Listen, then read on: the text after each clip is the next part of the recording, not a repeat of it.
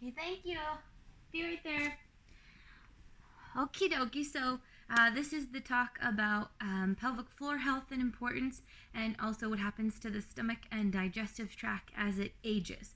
So, the pelvic floor is so important in men and in women. In women, the pelvic floor supports the bladder and the bowel, and as well as the uterus, and so it can be responsible for a leaky bladder and having to go all of the time. Then in men, it can be also responsible for that as well. It can also be responsible for constipation and muscle ache and soreness in both men and women. The pelvic floor health is so important towards sexual health as well. So to keep everything working as it should for as long as it possibly can is so important. And so if we are constantly clenching our pelvic floor, if we're really stressed out, that can be something that people do. They just carry a lot of stress in their stomach and in that area. And so it's no different than carrying a bicep or a weight around in a bicep curl, and the bicep doesn't get stronger that way.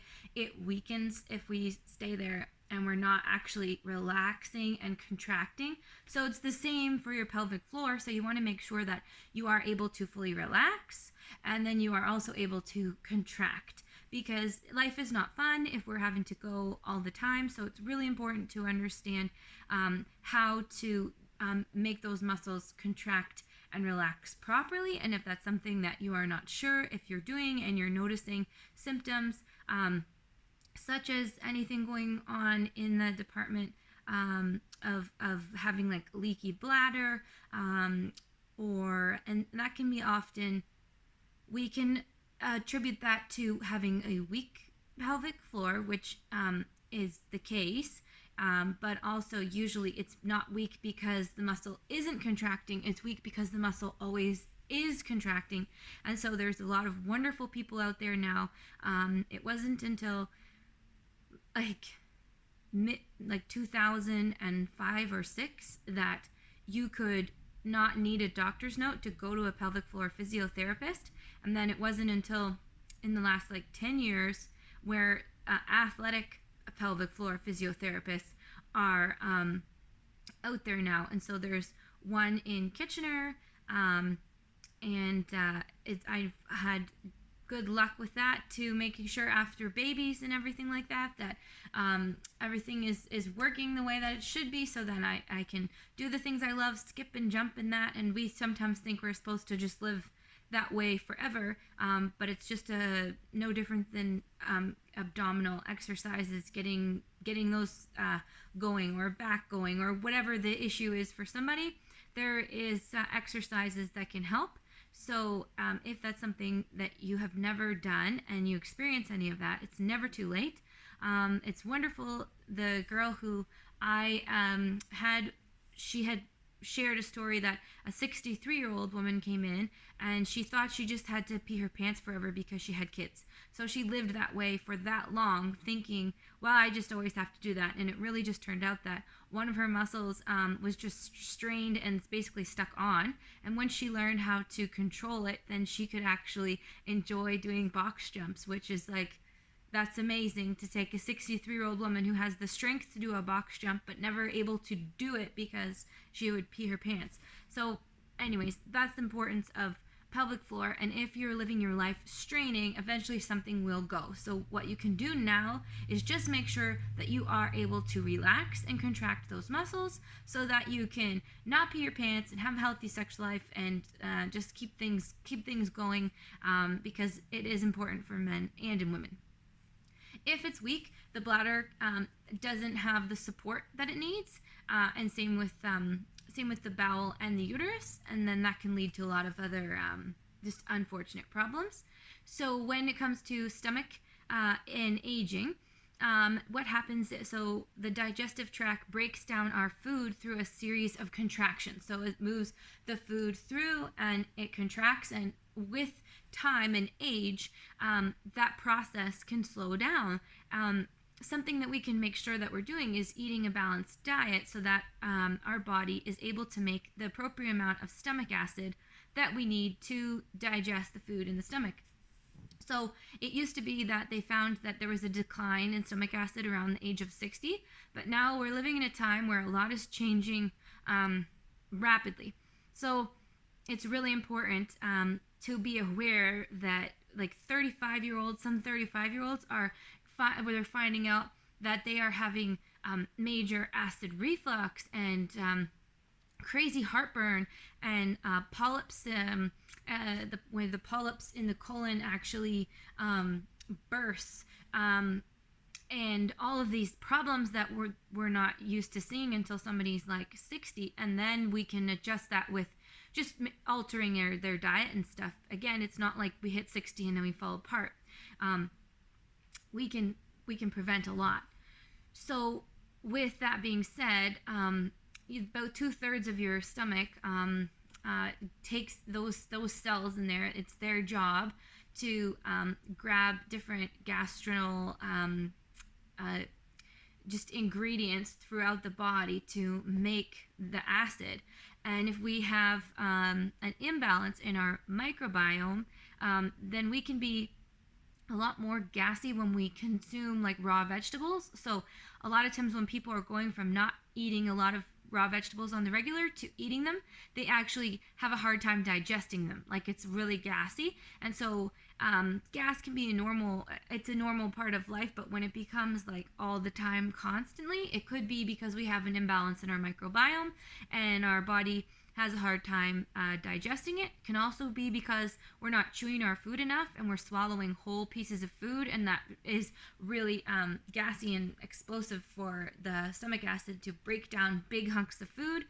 There's not enough saliva going in, and not enough small food going in. So those are some reasons as to why we can be so gassy. And so what happens over time, if we are not taking care of ourselves and we're not eating the rainbow and having a diverse diet, the stomach will actually start to use less of itself and kind of scar over in different areas. So this is why a lot of older people don't need a lot of food. In a pregnant woman, everything is just pushing up against the organ that the stomach's actually smaller, so she'll need to eat more frequently, but often less food because there's just not a lot of space, because there's a baby there. So in an older person, the scar tissue is pushing from the inside, and then there's just certain things. There's less acid in there, so if there's less acid, we can have more heartburn. And now, something that's really hard on the stomach is medication. So anti-inflammatory medications such as ibuprofen, and a lot of after surgeries and things, the people will get oxycodone or coxy-2, or a lot of these medications are just being used more regularly, and there's a place for things.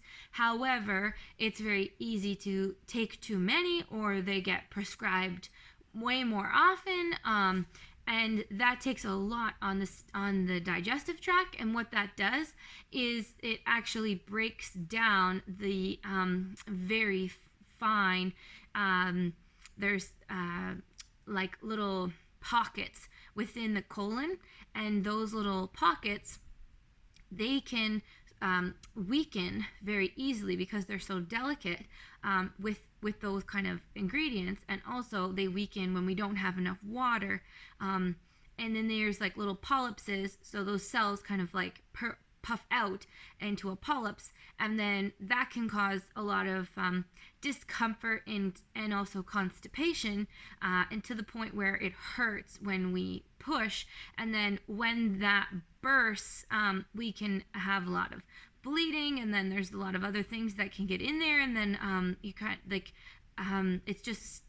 it's awful. It doesn't sound pleasant at all. But when the colon wall is weakened, the cancer cells that are already in all of our bodies, because we have them, they can kind of like wake up more easily if those things are weaker.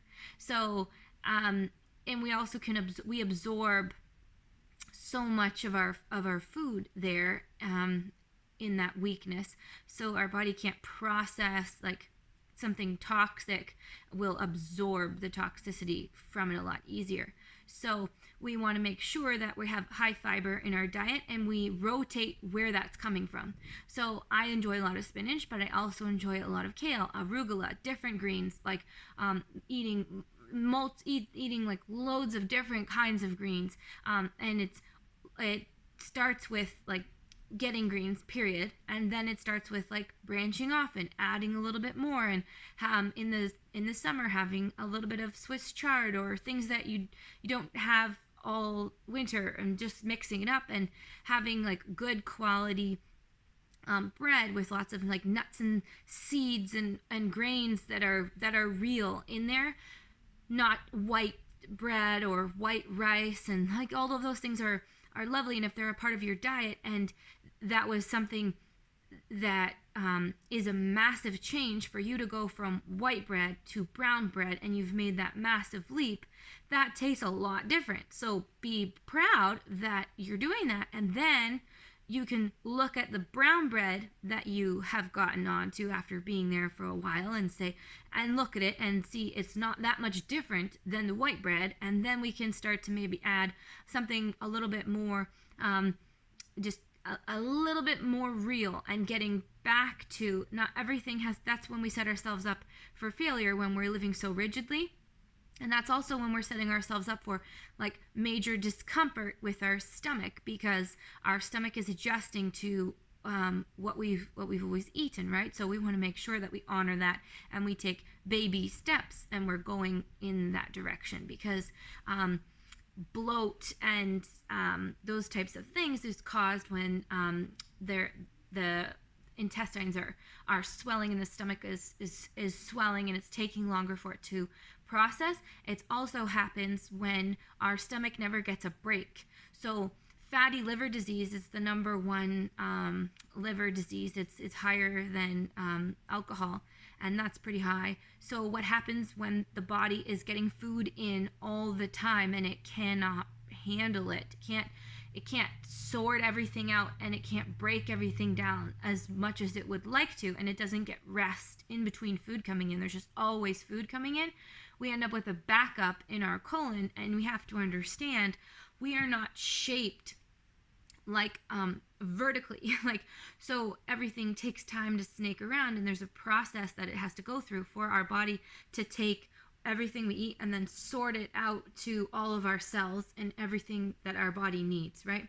So it's so fascinating. I always thought as a kid, when I found out that carrots, they always would say help you see. So I remember eating like an absurd amount of carrots because I thought, well, that's cool, I'll have a superpower, I can see.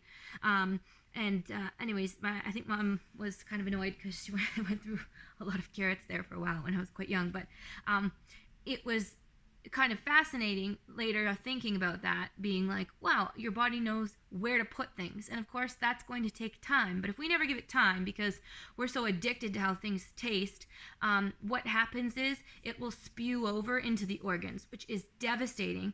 When your body has nowhere else to put fat, it will put it into your organs, or if things are coming in too quickly, it will put it there, and then your liver, your filter,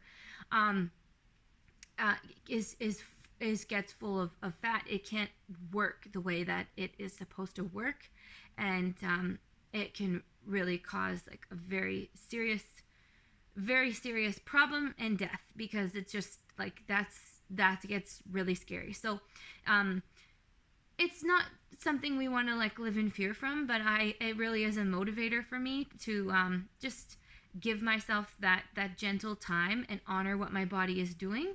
So when I'm taking that pause from food, I'm honoring the job that my stomach is doing and my intestines are doing, and it's a restful, peaceful thing that it's doing.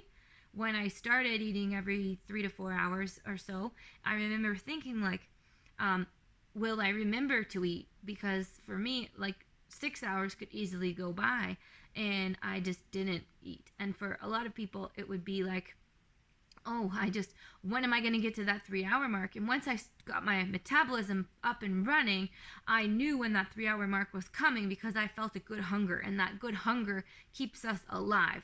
So when we have that good hunger in us and we are drinking our water, we can slow down the age of our digestive system and slow down the age of the stomach.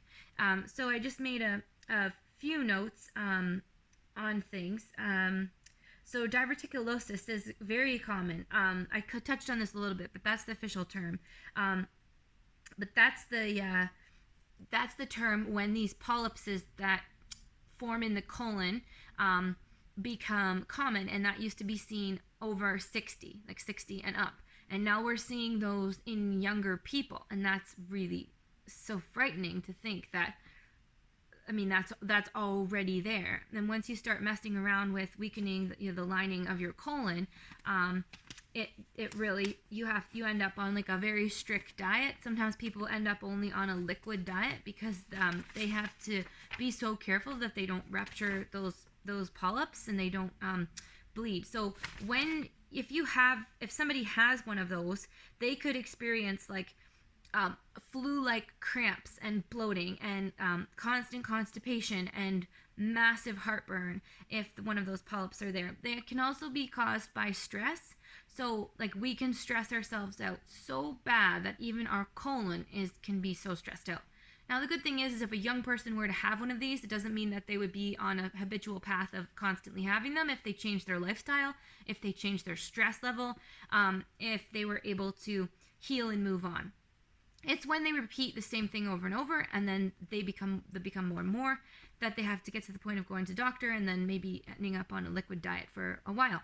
But a person in their 60s who ends up there, it's much harder for them to kind of move forward because they just have less stomach acid. So anyways, we want to make sure that we're not causing that. So something else that is hard on the stomach is joint pain medication, which is always nice to go with like something more natural, because that can lead to stomach bleeding as well, and ulcers, and it can be a big mess. So we want to make sure that we're protecting the stomach. We're understanding the importance of our stomach acid and our microbiome, and eating the rainbow and branching out and trying different things and relaxing with it, and also being so grateful at what our body is doing. It is amazing that it can sort it all out. So it's always good to bring back all of it to a place of love rather than vanity, and bring it back into that place where we can be our best selves, and then we can have our body work better. So the digestive system just really works really hard. And when we age, common issues can be colon cancer, acid reflux, stomach sensitivity to medications, or just in general. Therefore, if you have lower stomach acid, then you can decrease your absorption of some vitamins. So vitamin B12, if you are on anxiety medication and you take vitamin B12, you really should speak to your naturopath or your doctor about how much more B12 you should take depending on that medication, because a lot of anxiety medication can block B12 from being absorbed into your body, and that itself, it's kind of like weird because that also does help with that. So it's just interesting. So as we age, those muscles can slow down how well they can pass the food along. So we want to make sure that we're giving it rest, so we're not burning through. Like if you think about that, the example that I like to use with muscle contraction and relaxation importance is, if I carry that weight around, my bicep would weaken. If I always eat the food and my body is constantly doing this, that is so much more muscle contraction put out. It never actually gets a break. So when you would not want to walk around with pumping a weight all day. So your body also needs to have a break and to play catch up, and that's why that we, after dinner, we're done eating, we sleep, we have breakfast, we break the fast where our body was able to rest and relax. And that's why if we don't pay attention to that, we can really have not a good sleep, because our body is trying to digest food and we are laying down, and we can have a lot more heartburn, and we're just not honoring it. It's always just working. So we want to make sure that we let it catch up. and that will also help the stomach not to age as rapidly because it's getting a break. So a weak sphincter can really lead to hemorrhoids, and muscle clenching can also lead to that. So that often comes from a lot of sitting, and not enough movement, because circulation is so important, especially in as for our organs to work properly. So we want to make sure that we're moving. So if you're ever in a situation where you have to sit for a long time, take breaks to move, so that all those muscles can work and get through and get circulation, because you're cutting everything off from the place of where you're sitting, and that gets to be a lot on your sciatica.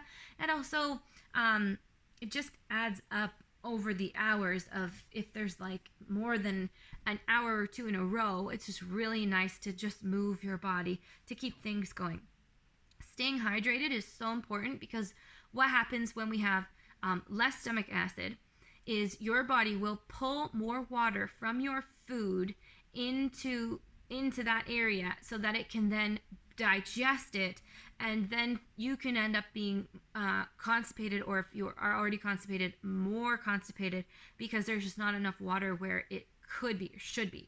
So when we are eating our food, it's really important that we're chewing it really well. We're not chugging a lot of water with our meal, so that our stomach can do its job and we can sort all on a cellular level. We can get all the nutrients out of things, but then throughout the day, we are drinking our water and we are staying hydrated, so that our body doesn't need to rob any water to help process things and get things moving along, because your body never gives up. Right to the very end, it'll keep fighting. It will fight its darndest to do what it needs to for you, which is why the heart will be attacked usually last, which is why it's so scary when heart attacks and things can happen. Sometimes it can be because it runs in the family, and it can just be like a heart condition, a disease or something.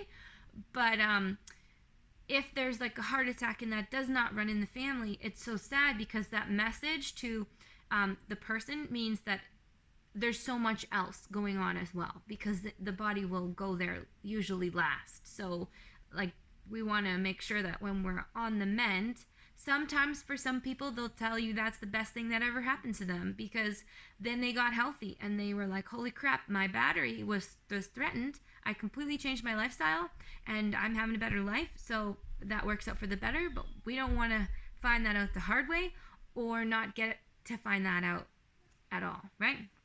Okay, so avoiding multiple medications is so important for your digestive tract and for the aging of the stomach. So medications have their place. I always like to have a natural thing and see if that works before somebody goes on a medication. However, there is definitely a place for medication.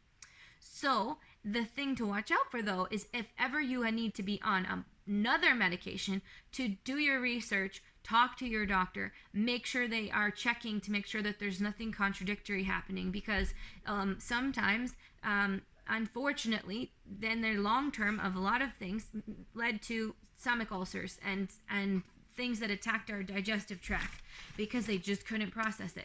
Especially ladies who are on birth control, and then if they become on a different medication, it's really important to talk about that and look at the long-term side effects and long-term side effects of certain types that people would be on, to make sure that that they're picking something that matches up with their body. Because if their body is screaming and saying that this is not for me, then it's telling you that for a reason. And sometimes it takes time to adjust, but sometimes after the adjustment period is done and it's not good, then it's just not lining up with your body, and then it's good to get off of it, and perhaps if that's something they need, to try something else. Hi. I can do the laugh. I just stay. Okay, you want to do the laugh? Okay, do it. You can't do it. You're Okay. All right, I'm almost done. Go on. Okay. So something that is so helpful is stomach massage. So sometimes with the babies and stuff, like when they would have trouble like rubbing their tummy and getting that going in a clockwise motion. I think it was clockwise, one of the way. But for like adults, if you have a tummy ache, when we have a sore back, it feels good to rub it. But when we have a tummy ache, we forget that that's muscles. So if you ever have like a sore stomach, to get your hands in and do like a tummy massage, that can be something that is so helpful as well, and just keeps everything, those muscles in that area, looser, because often that's the area where we can carry a little bit more weight. And so a lot of women hold themselves in a way where they feel like they need to like hold everything so tight, and again, that's like walking around with the bicep. So it's so important to be able to relax and be able to contract and not hold ourselves in that way for a long part of our day in our life, because it could get so straining. It can lead to headaches, migraines, poor back pain because of poor posture. So we just want to make sure we're getting a full breath of air from our diaphragm and letting that oxygen, because oxygen is so important for our cells to be healthy. And if we are only taking like half breaths because we're concerned with the way that we're standing, we are aging everything a lot more rapidly than it needs to be, because we need to breathe and we need to relax and we need to contract to stay strong. So we just want to make sure that we're not holding ourselves in like a certain way, because that's sad and unnecessary. So that's a good place to get to. Okay, so be active, stay hydrated, eat the rainbow, lots of different healthy fibers, and relax your pelvic floor. If you are feeling like you're peeing all the time, it'd be really good to get yourself to pelvic floor physio, because it's never too late. In Norway, after you have a baby, then you do that. It's a part of your aftercare. It's amazing. It's not just like you just pushed out a watermelon out of your hoo-ha and now go on, have a good life. No, they say, wow, you just pushed watermelon out of your hoo-ha. Let's take care of you for 6 weeks and teach you how to contract and relax these muscles, which will also help with fertility later. So let's get you better. It's amazing. What a concept. But we just have to be our own advocates and just know where to go and give yourself that aftercare.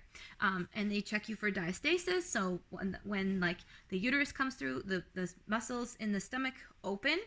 The rectus abdominis here opens. The transverse abdominis goes lower. So that's why there's more pressure on the bladder.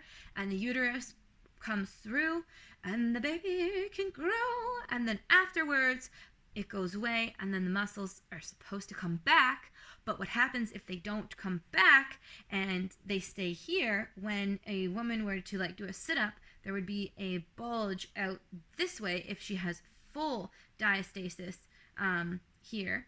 Or sometimes, more commonly, what happens is this will come back, but then by the belly button, it doesn't. So then there will be like a bulge here that actually the muscles just aren't there to zip in the organs. So the organs are protruding outwards. And if that's the case, then the organs aren't supported in the way that they are supposed to be, like a girdle. They're not supported.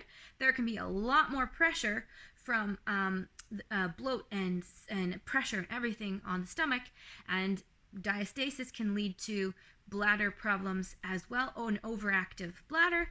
Diastasis can lead to, and you sneeze and you pee because there's just not that support there. So it's a really good idea to get checked, and it's like you lay down, you do a sit-up, and then you take these 2 fingers and you feel along the muscles and see if you can, if your finger goes and it feels like a little jelly there, that means that your muscles did not come back. And so sometimes even just like 2 centimeters of a gap, and learning those proper muscles from pelvic floor can really get you forward, and you're not peeing your pants all the time, and you're not peeing when you're sneezing all the time, or you can lose some of the weight in that area that you've been trying to lose, because 1, some of it went back in because it's actually your organs sticking out, and 2, it can let go of what it needs to let go of, because the muscle can get stronger. And when a muscle gets stronger, we make more space. There's less space for fat, more space for muscle, and muscle takes up less space than fat. So they weigh the same, but they just don't. People like to say muscle weighs more than fat. Well, I love the way that a lot of people put it, is like a pound is a pound. So it just takes up less space though, because it's more condensed. So it's really worth going and getting checked out. And if you're a male and then you're finding that you hit a certain age and you're just really noticing that you're having trouble with your bowels or in any way, then it's also, you have a pelvic floor too, and there's a lot more awareness of how to strengthen and also relax your pelvic floor to make sure that you are doing both things, because it's a long life if we're peeing our pants and constipated all the time and don't have a good sex life. So these things are important to maintain healthy digestive tract we went over, and pelvic floor. So there's my ramble, and I will see you for a workout very soon. Bye.